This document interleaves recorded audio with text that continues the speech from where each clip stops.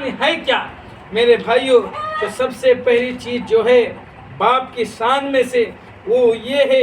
کہ والدہ کے بعد باپ سے حسن سلوک، یعنی والدہ کے بعد باپ سے حسن سلوک کا درجہ ہے۔ سید معاویہ بن حیدہ قشیری رضی اللہ تعالیٰ عنہ کہتے ہیں میں نے رسول صلی اللہ علیہ وسلم عرض کی یا رسول اللہ من ابر، سب سے زیادہ نیکی کا حقدار کون ہے؟ سب سے زیادہ حسن سلوک کس کے کیا جائے؟ اللہ کے رسول صلی اللہ علیہ وسلم نے کہا قال امک،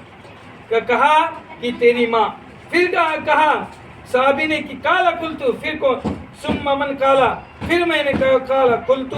پھر کہا اللہ کے رسول صلی اللہ علیہ وسلم نے تمہاری ماں، قال قلت، پھر میں نے کہا اللہ کے رسول صلی اللہ علیہ وسلم سے ثم من، پھر کون؟ اللہ کے رسول صلی اللہ علیہ وسلم نے کہا قال امک، تمہاری ماں، قال قلت ثم من قال ثم اباک، پھر میں نے کہا پھر کون ہے حسن سلوک کا، اچھائیوں کا؟ تو اللہ کے رسول نے کہا ثم اباک، اور ثم الاقرب فالاقرب، یہ چوتھی مرتبہ اللہ کے رسول صلی اللہ علیہ وسلم نے کہا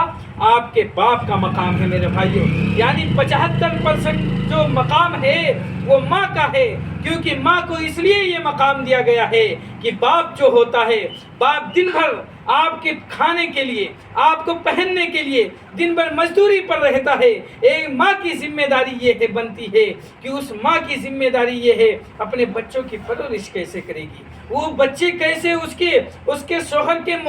غیر موجودگی میں ان بچوں کی وہ اس کے پاس امانت ہیں، ان امانتوں کا کیسے صلہ اٹھائے گی میرے بھائیوں۔ یہ ہمیں سوچنے کا مقام ہے کہ 3 مرتبہ اللہ کے رسول صلی اللہ علیہ وسلم نے کہا آپ کا ماں اور آپ کی ماں، اور چوتھی مرتبہ کہا ثم اباکا، یعنی پھر آپ کے باپ کا مقام ہے، پھر کہا ثم الاقرب فالاقرب، پھر اس کے بعد جو ہیں پھر اپنے رشتہ داروں کے ساتھ، پھر سب سے زیادہ جو قریبی رشتہ دار ہیں ان کے ساتھ، پھر اس کے بعد درجہ بدرجہ آپ کا حسن سلوک کا جو ذریعہ ہے، اچھائیوں کا جو ذریعہ ہے، آپ کا سلسلہ چالو رہتا ہے میرے بھائیوں۔